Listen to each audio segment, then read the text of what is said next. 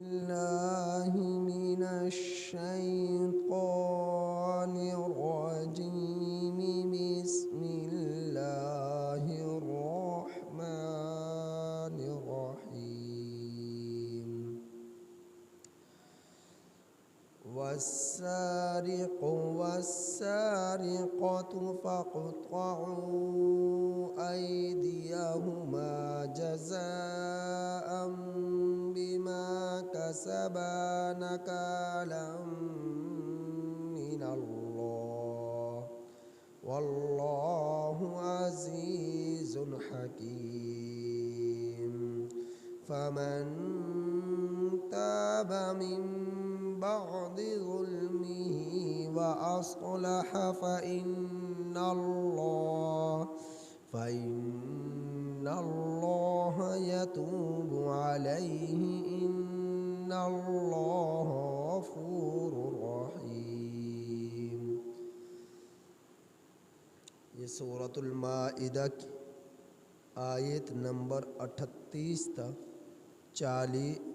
39 آپ احباب کے سامنے تلاوت. ان آیات کریمہ کا ترجمہ یہ ہے: والسارق، اور چوری کرنے والا مرد، والسارقات، اور چوری کرنے والی عورت،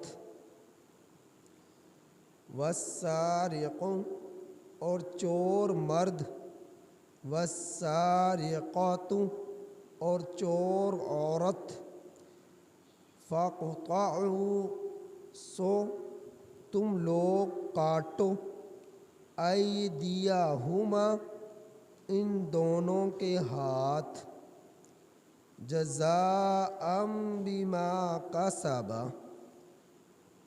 بدلہ ہے بسبب اس کے جو انہوں نے کمایا، نکالا من اللہ، اللہ کی طرف سے عبرت ہے، واللہ عزیز حکیم، اور اللہ تعالی زبردست حکمت والا ہے.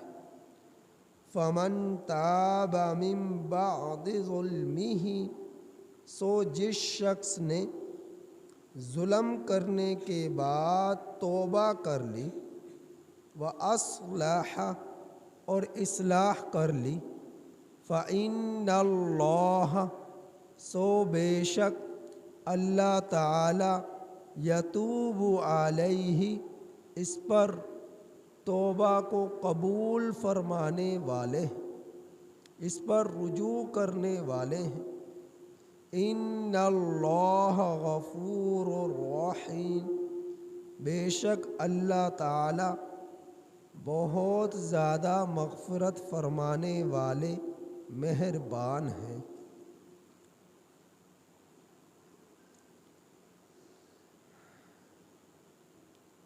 اس آیات کریمہ میں اللہ جل جلالہ نے چور کی سزا کو بیان فرمایا ہے کہ چور کی کتنی سزا ہوگی اور اسے کے لیے کیا سزا ہوگی. تو قرآن کریم میں چور کے لیے جو سزا بیان کی گئی ہے، اب چوری کرنے والا چاہے مرد ہو یا عورت ہو، وہ ہاتھ کاٹے جانے، ہاتھوں کو کاٹا جانا، یہ چور کی سزا ہے.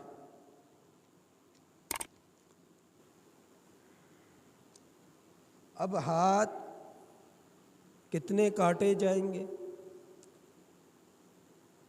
اس بارے میں فقہاء اکرام کا اختلاف ہے. ہاتھ جو کاٹے جائیں گے، کتنی مالیت کا سامان ہو کہ جس کے چرانے پر ہاتھوں کو کاٹا جائے گا، اس بارے میں فقہاء اکرام کا اختلاف ہے.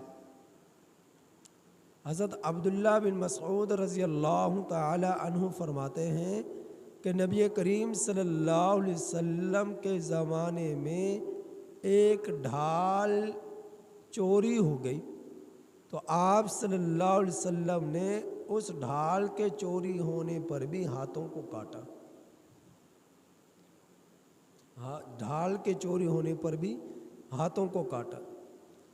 تو امام ابو حنیفہ رحمۃ اللہ علیہ فرماتے ہیں 10 درہم کی چوری ہوئی تو اس پر ہاتھوں کو کاٹا جائے گا، اور 1 درہم 3.5 ماشا چاندی کا ہوتا ہے۔ 3.5 ماشا چاندی کا 1 درہم ہوتا ہے۔ تو جس شخص نے 10 درہم کی مقدار چوری کی تو اس کے ہاتھ کاٹے جائیں گے۔ 3 درہم، 5 درہم سے 10 درہم تک بھی چوری کی، یعنی 4 درہم آگے، 3 درہم آگے، 5 درہم آگے اور 10 درہم آگے، یہ تو کم از کم مقدار بتلائی جا رہی ہے، زیادہ کی تو کوئی حد نہیں ہے۔ تو جس نے چوری کی اتنی مالیت کے سامان کی تو اس کے ہاتھوں کو کاٹا جائے گا۔ تو کتنا پہلی مرتبہ چوری کی تو امام ابو حنیفہ رحمۃ اللہ علیہ فرماتے ہیں کہ اس کے دایاں ہاتھ کو کاٹا جائے گا۔ دوسری مرتبہ چوری کی تو اس کے بایاں پاؤں کاٹا جائے گا، اور تیسری مرتبہ چوری کی تو امام ابو حنیفہ رحمۃ اللہ علیہ فرماتے ہیں کہ اس کو پھر جیل میں ڈال دیا جائے گا یہاں تک کہ وہ توبہ کر لے، یہاں تک کہ وہ توبہ کر لے۔ امام شافعی رحمۃ اللہ علیہ فرماتے ہیں کہ چور نے پہلی مرتبہ چوری کی تو اس کے دایاں ہاتھ کو کاٹا جائے گا، پھر دوبارہ چوری کی تو اس کے بایاں پاؤں کو کاٹا جائے گا، پھر تیسری مرتبہ چوری کی تو اس کے بایاں ہاتھ کو کاٹا جائے گا، پھر چوتھی مرتبہ چوری کی تو اس کے بائیں پاؤں کو کاٹا جائے گا۔ یہ کون فرما رہے؟ امام شافعی رحمۃ اللہ علیہ فرما رہے۔ یہ چوری کرنے والے چور کی سزا ہے، چوری کرنے والے چور کی یہ سزا ہے۔ یقین جانیے گا جو چور کرتے ہیں اور بہت سارے واقعات پیش آتے ہیں دن میں اور رات میں چوری کرنے کے، اگر یہ سزائیں نافذ 4-5 افراد پر بھی ہو جائے تو پورے ملک کے اندر سے چوروں کا خاتمہ ہو جائے۔ سر عام لوگوں کے سامنے جس طرح چھوٹی چھوٹی چیزوں کو تشہیر شہرت دی جاتی ہے، نیوز میں دکھلایا جاتا ہے، بتلایا جاتا ہے، اور جو ہے ٹی وی پر دکھلایا جاتا ہے، کوئی بھی واقعہ اور حالات پیش آ جائیں، اسی طرح 4-5 چوروں کو سزا دے کر نیوز میں ڈال دیا جائے اور ٹی وی پہ دکھلا دیا جائے، سوشل میڈیا پہ چلا دیا جائے، تو اللہ کے فضل سے پورے پاکستان کے اندر سے چور ختم ہو جائے۔ اور اس سے پہلے آپ نے ڈاکوؤں کی سزا سنی، جو نقب لگا کر گن پوائنٹ پر ڈاکہ ڈال کر گھروں کے اندر سے مال کو لوٹ کر لے جاتے ہیں، تو ان کی جو سزا آپ نے سنی، اگر اس سزا پر بھی عمل ہو جائے، تو اس سزا پر بھی عمل ہو جائے، یعنی ڈاکو والی سزا دی جائے، چور کو چوری والی سزا دی جائے، تو پورے پاکستان سے چور اور ڈاکوؤں کا خاتمہ ہو جائے۔ اب یہ واضح حکم ہے چوری کرنے والے کے لیے سزا کا اور ڈاکہ ڈالنے والے کے سزا کا، واضح حکم آپ کے سامنے قرآن حکیم کے اندر بیان ہوا، لیکن آج تک ہم نے تو اپنی آنکھوں سے دیکھا نہیں، شاید ہمارے بڑوں نے بزرگوں نے دیکھ لیا ہو، نہ سنا ہے۔ جب سے پاکستان بنا ہے آج تک قرآن کریم کے اس حکم پر عمل نہیں ہوا، قرآن کریم کے اس حکم پر عمل نہیں ہوا۔ اور پاکستان کس نام پر بنا؟ لا الہ الا اللہ، کہ اس ملک کے اندر شرعی نظام نافذ ہوگا، کلمہ توحید کے مطابق جو ہے اس میں قوانین ہوں گے، نظام شریعت نافذ ہوگا، لیکن آج تک کسی کے ہاتھ نہیں کاٹے گئے۔ سینکڑوں واقعات، ہزاروں واقعات چوری کرنے کے ملتے ہیں، اور سینکڑوں واقعات ڈاکہ ڈالنے کے ملتے ہیں۔ جگہ جگہ بیک وقت، دن میں، رات میں، صبح میں، شام میں چوریاں ہوتی ہیں، ڈاکے ڈالے جاتے ہیں، لیکن آج تک نہ کبھی ہمارے انصاف کرنے والے قاضیوں نے سزا یہ دی، نہ کسی اور نے سزا دی۔ نہ ہاتھ کاٹے گئے، نہ ڈاکہ ڈالنے والے کو نہ سولی پر لٹکایا گیا، نہ اسے قتل کیا گیا، نہ ملک سے اسے نکالا گیا۔ تو یہ سزائیں قرآن کریم میں بیان ہوئی۔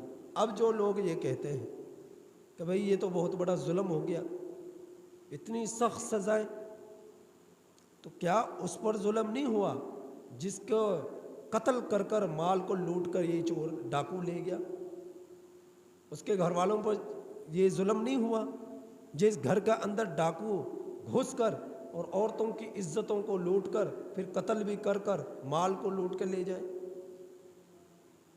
یہ تو اس سے بھی بڑا ظلم ہے۔ کیا ان پر ظلم نہیں ہوا کہ گاڑی میں سوار پوری فیملی جاتی ہے، ساری کی ساری فیملی کو قتل کر دیا جاتا ہے، جو کچھ بھی ان کے پاس ہوتا ہے لوٹ کر لے جاتے ہیں؟ یہ ظلم سے کم ہے؟ یا وہ ظلم نہیں ہوتا کہ جس طرح اب آپ کے اللہ رب العزت حفاظت فرمائے، سیلاب زدگان کو امداد لے کر جایا جا رہا ہے اور دکھایا جا رہا ہے کہ بہت سارے لٹیرے آ چکے اور گن پوائنٹ پر امداد کا سامان لوٹ کر لے کر جا رہے، یہ ظلم نہیں ہے؟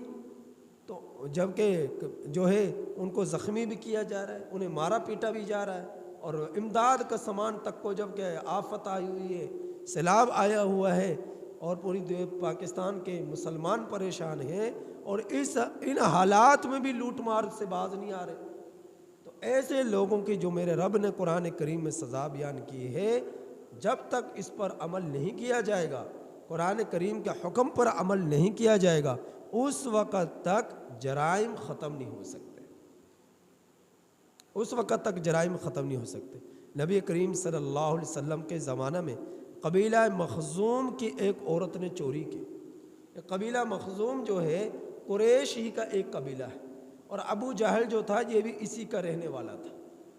اس عورت نے چوری کی، اب چور کی سزا کیا ہے؟ ہاتھ کاٹنا۔ اب قبیلہ مخزوم کے لوگ پریشان ہوئے کہ ابھی اس کی شادی بھی نہیں ہوئی، اور شادی سے پہلے ہاتھ کٹ گئے تو اس کی شادی کیسے ہوگی؟ اب وہ لوگ پریشان، اب وہ سفارشی تلاش کرے کہ کس کو سفارشی بنایا جائے، کس کو سفارشی بنایا جائے۔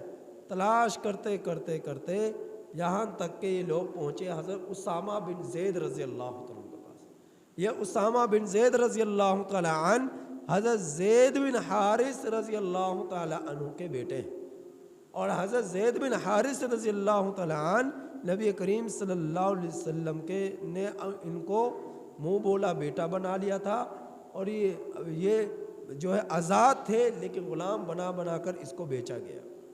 آپ صلی اللہ علیہ وسلم نے اسے خریدا اور آزاد کر کر اس کو اپنا بیٹا بنا لیا۔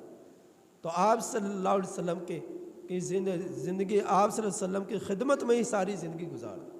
تو غزوہ موتا، ملک شام کے علاقہ موتا کے مقام پر یہ شہید ہوئے حضرت زید بن حارث رضی اللہ۔ تو آپ صلی اللہ علیہ وسلم کو حضرت زید بن حارث رضی اللہ تعالیٰ عنہ سے بھی بے حد پیار تھا، اور حضرت اسامہ بن زید رضی اللہ تعالیٰ عنہ